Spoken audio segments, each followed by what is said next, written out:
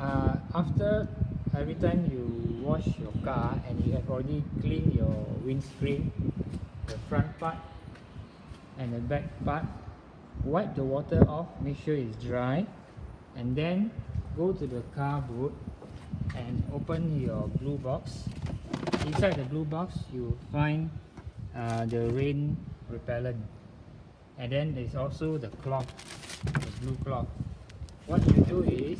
you take the rain repellent and then open the cover of the rain repellent and then put some on the windscreen, and then you take the cloth and you wipe the rain repellent in, rub it in. Repeat the same thing for the other side of the screen, and then maybe a little bit apply here so that you can see when during raining, and also apply here some so you can see your rearview mirror, and apply some of the rain repellent this side as well,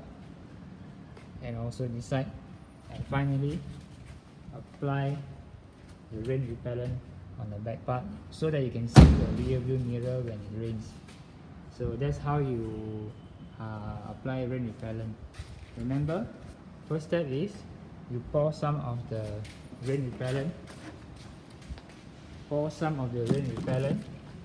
on the windscreen, and then rub it in with the cloth, and repeat the same thing for all the other mirrors.